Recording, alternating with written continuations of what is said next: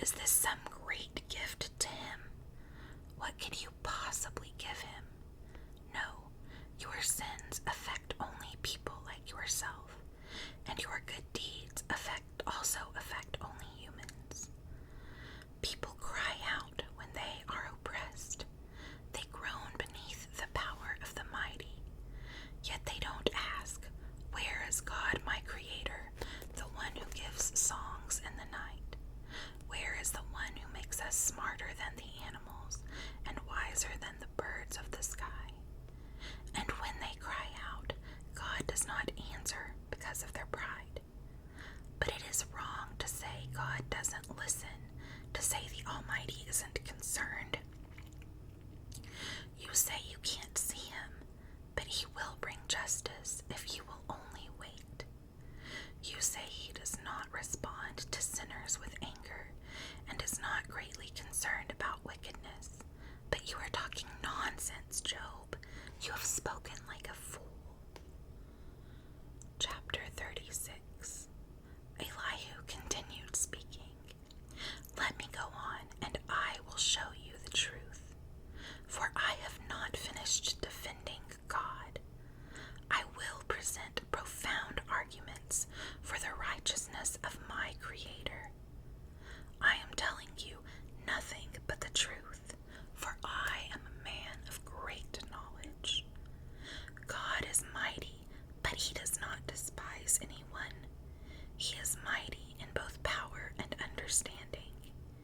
He does not let the wicked live, but gives justice to the afflicted.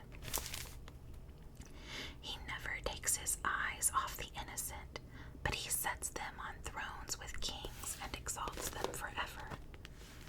If they are bound in chains and caught up in a web of trouble, he shows them the reason.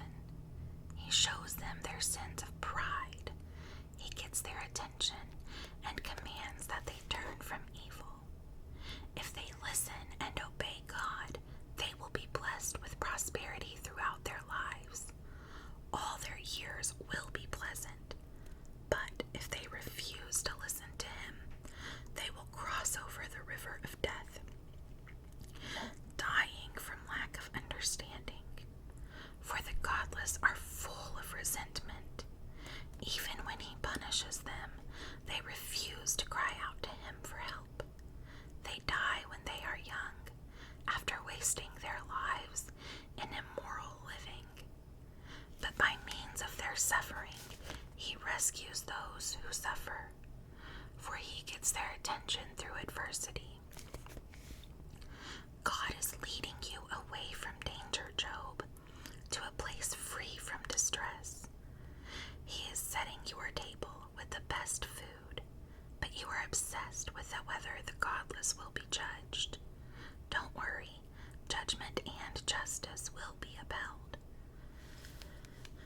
But watch out, or you may be seduced by wealth. Don't let yourself be bribed into sin. Could all your wealth or all your mighty efforts keep you from distress? Do not long for the cover of night, for that is when people will be destroyed. Be on guard, turn back from evil, for God sent this suffering to keep you from a life of evil. Look, God is all powerful. Who is a teacher like him? No one can tell him what to do or say to him, you have done wrong. Instead, glorify his mighty works, singing songs of praise. Everyone has seen these things, though only from a distance. Look, God is great.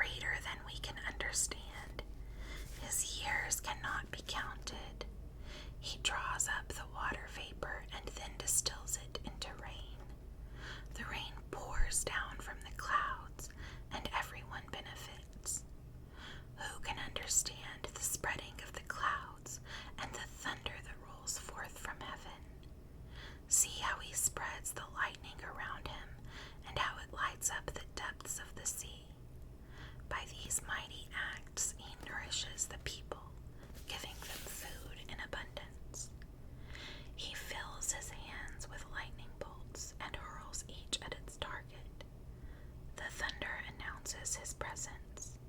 The storm announces his indignant anger. Chapter 37. My heart pounds as I think of this. It trembles within me. Listen carefully to the thunder of God's voice as it rolls from his mouth. It rolls across the heavens, and his lightning flashes in every direction. Then comes the roaring of the thunder, the tremendous voice of his majesty. He does not restrain it when he speaks. God's voice is glorious in the thunder. We can't even imagine the greatness of his power. He directs the snow to fall on the earth and tells the rain to pour down. Then everyone stops working so they can watch his power. The wild animals take cover and stay inside their dens. The stormy wind comes from its chamber, and the driving